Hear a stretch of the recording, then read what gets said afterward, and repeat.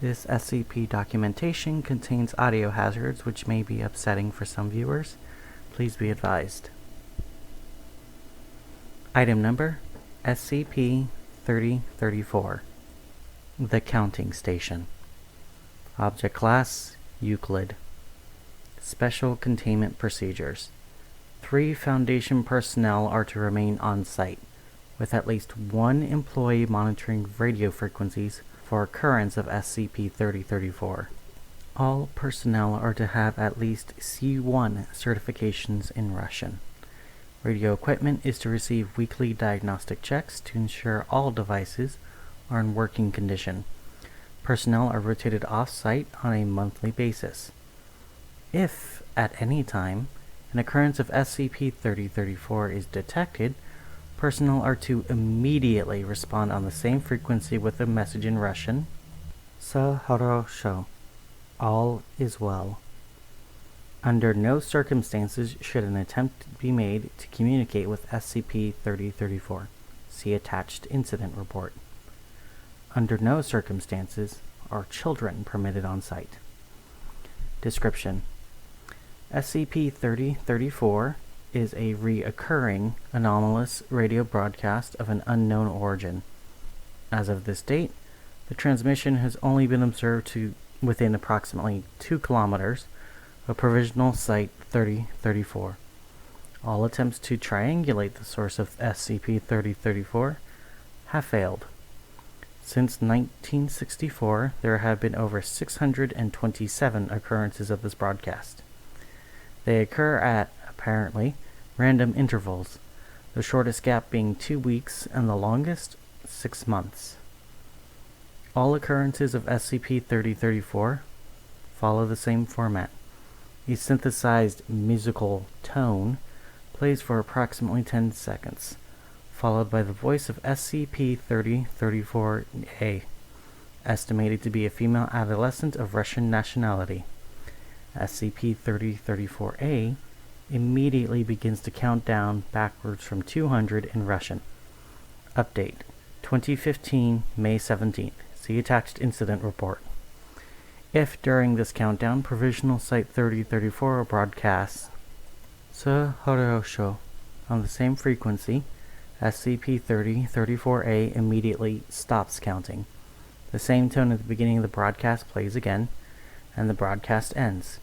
A notable audio distortion occurs in the background of SCP-3034 as SCP-3034-A speaks. Playing distortion here. Possible audio hazard detected. Be advised.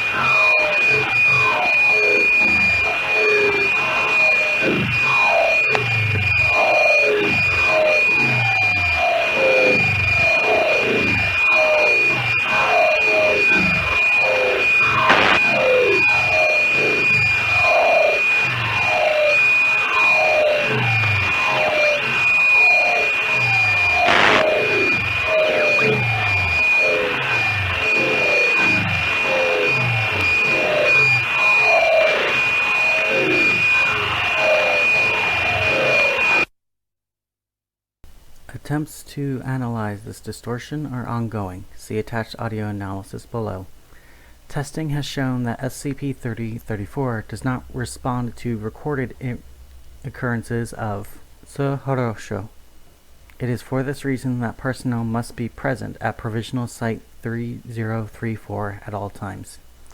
Attachments. Addendum 3034.1. Discovery Debriefing Log. Date: 1964, February 2nd. Recovery Lead: Commander Robert Malthus. Subject: SCP-3034. We were first made aware of the site by defecting agent of GRU-P. GRU Division P, Psychotronics, a Soviet organization tasked with the acquisition, study, and development of anomalies for the benefit of the USSR. For more information about this group of interest, personnel with appropriate clearance may consult documentation for SCP-2664. Although allegedly a Russian-aligned counting station, a radio station that broadcasts a series of numbers to intelligence officers for the purposes of espionage and counter-espionage operations, preliminary reports indicate a high probability of anomalous activity. I assembled a team consisting of myself, 5 of my men, and Agent Browning, selected for his proficiency in several Russian dialects. Once appropriate preparations were made, we set out to investigate. We found the site uninhabited. Evidence strongly suggests it was evacuated a week prior to our arrival. It contains several pieces of well-maintained radio equipment, a diesel generator we found running when we arrived, and numerous partially burned records, and over 20 logbooks, all written in Russian. These books describe broadcasts received by the station. The oldest entry is dated to 1947. We also found 2 phrases carved into a desk. Agent Browning translated them from Russian. Do not let her finish. Tell her all is well. On the second day, at approximately 7:30 hours, an automated alarm sounded. We later determined this alarm was triggered by incoming broadcasts. Upon activating the radio speakers, we heard a young woman speaking in Russian. Agent Browning informed us that this woman was counting downward and had reached 76. After a short debate, it was decided that the most prudent course of action would be to follow instructions on the desk. Dr. Browning interrupted the broadcast with the provided phrase, Suhorosho, or all is well. The voice stopped, a tone played, and the broadcast ceased. I have left Agent Browning on site along with 2 of my men. They have sufficient fuel and rations to last for 3 weeks. My recommendation is for constant surveillance until the precise nature of this anomaly can be determined. Access: SCP-34 Files Interview Log. Note: the following audio was recovered from partially burned magnetic tapes discovered on site. All dialogue is translated from Russian. Begin log. Shuffling papers. Let's get this over with. You attempted to steal state property, Sergei. How did you think this would end?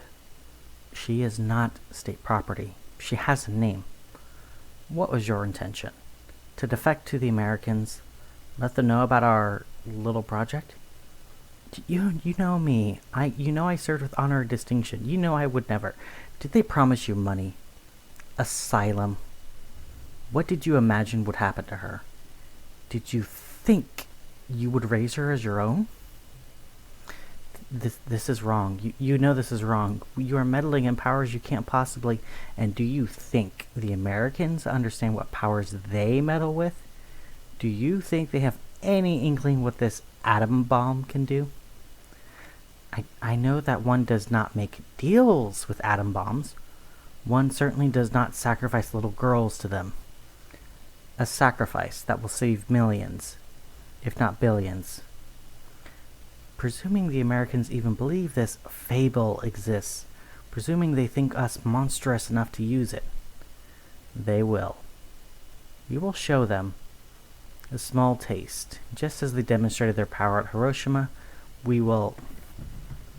What?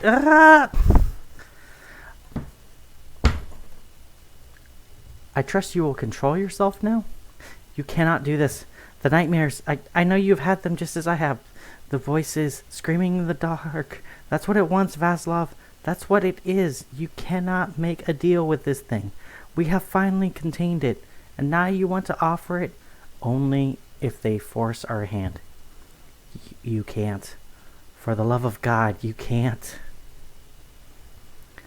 Access SCP-3034 files. Audio analysis log. 2012, September 12th. From Dr. Shkulky to Dr. Emirison. Audio analysis of SCP-3034. We have been listening to this signal for over half a century now.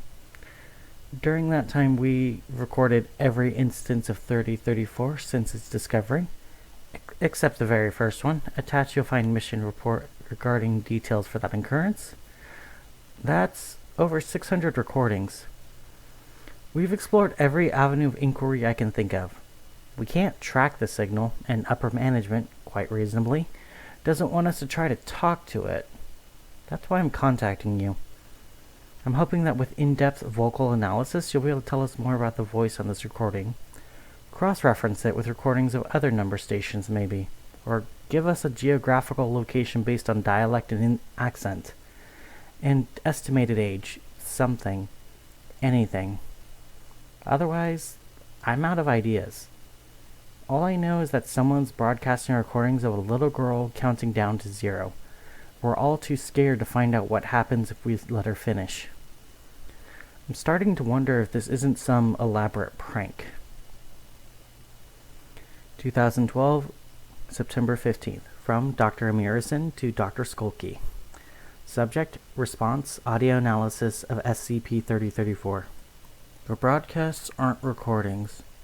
Variations in tone, pitch, and phrasing make it clear that each instance of SCP-3034 is a new occurrence.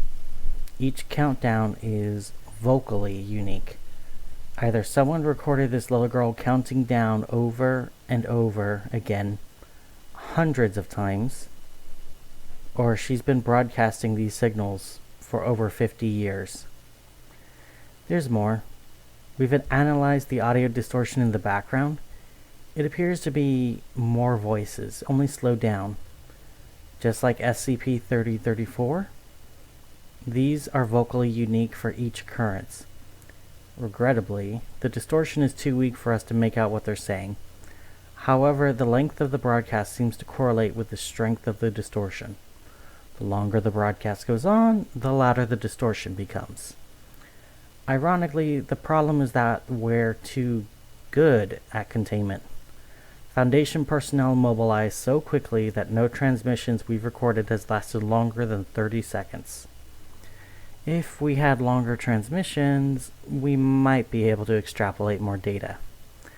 My recommendation is that you allow the signal to go on longer than 30 seconds. Maybe then we'll be able to determine precisely what it is. 2012, September 16th. From Dr. Shkulky to Dr. Emirison.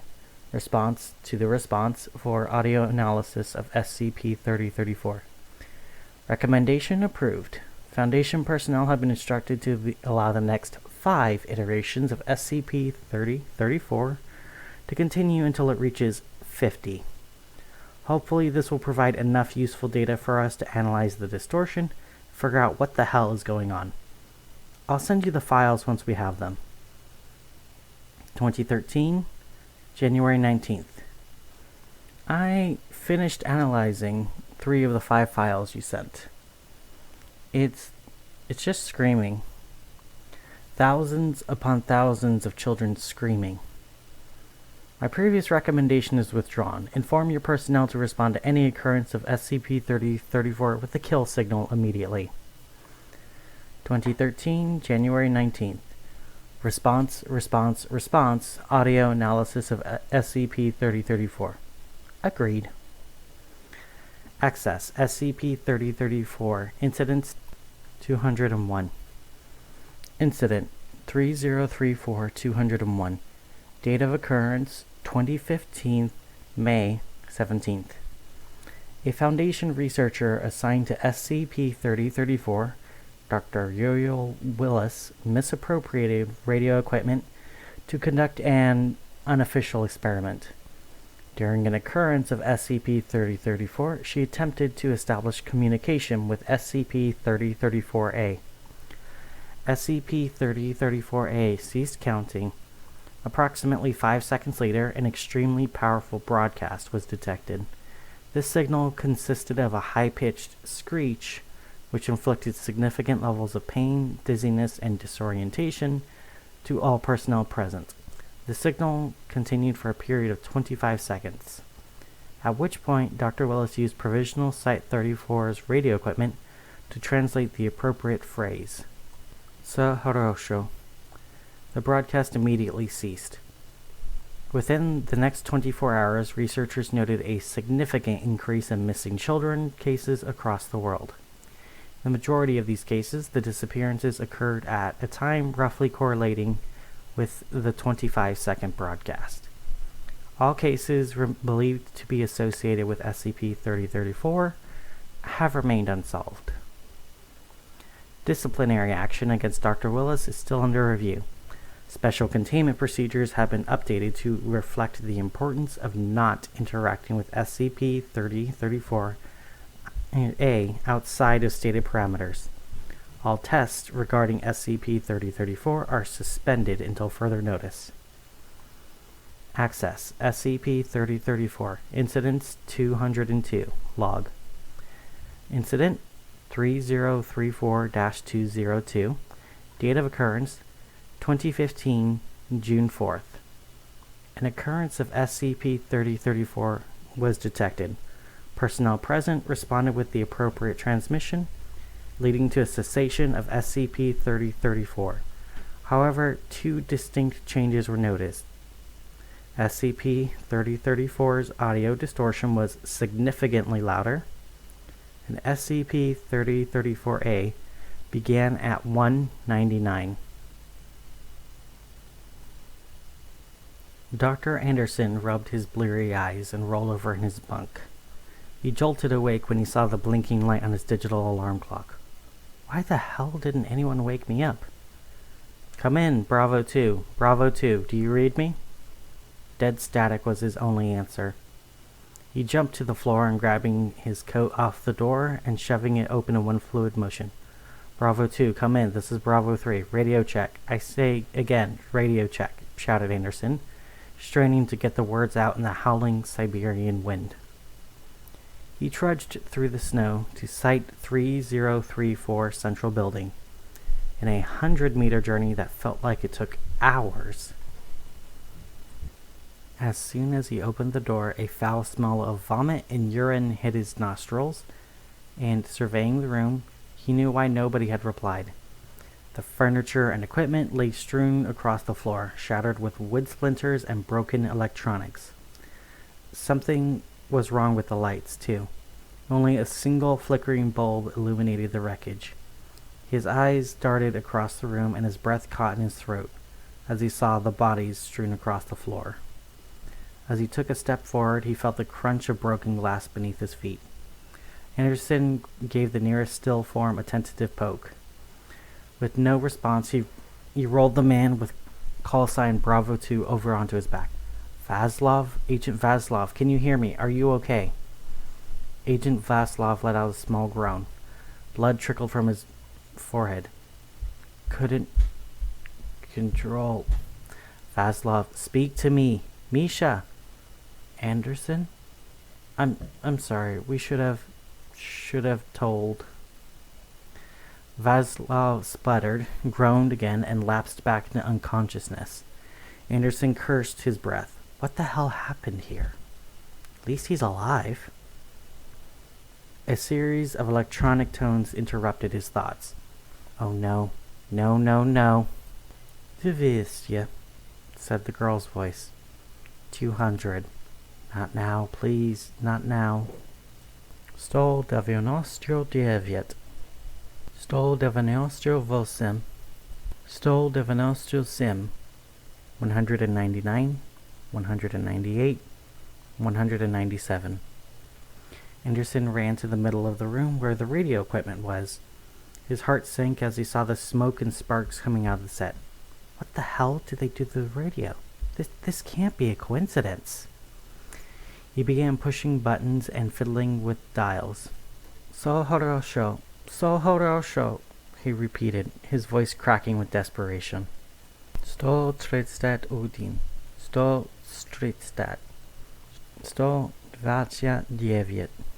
131, 130, 129, 131, 130, 129. Oh God. Sohorosho, he yelled into the microphone. Sohorosho? A voice replied. Anderson jumped and spun around to see the body of Dr. Walter lurching towards him, swaying from side to side, arms stretched out. Jesus, Walter, what the hell is going on? How do we transmit the kill code? Where is the backup system? Sohorosho? Said Dr. Walter as he shambled towards him. God damn you, Walter, the kill code. Sohorosho, all is well. Sohorosho. 95, 94, 93, 95, 94, 93. Sohorosho, all is well, all is well, all is well. Walter slurred, comprehension beginning to dawn on his dulled features. All is well, he laughed, wild eyes flashing. All is well, all is well, all is well. Anderson looked around the room in terror as the prone forms on the ground stirred to life, turning to stare at him, repeating the phrase in unison. All is well, the others shouted, their voices building to a crescendo of demented laughter. They began to advance on him, shuffling and swaying. Get back, screamed Anderson, his hand fumbling for his sidearm, finding nothing in his hip. Why did I leave the gun in the barracks? Get away from me! 30, 29, 28, 30, 29, 28.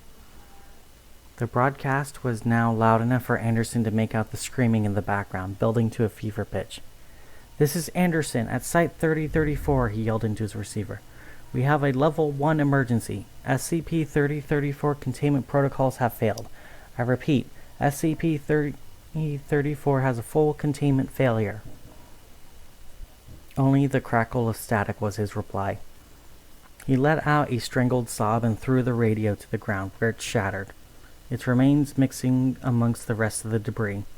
The voices were getting louder and louder, the shouting of his colleagues and the girl's radio broadcast mingling in a cacophony of noise.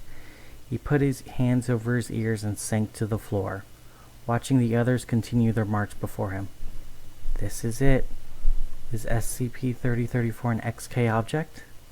I'll be the first to find out.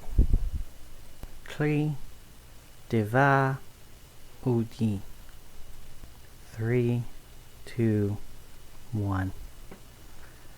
He heard the muffled sound of far-off gunfire and explosions, drowned out by a colossal, booming roar, shaking the foundations of the building. Snovum Gultum. Before Dr. Anderson fainted, he felt Dr. Walter's arms close around him and smelt the stench of alcohol on his breath. Happy New Year, comrade!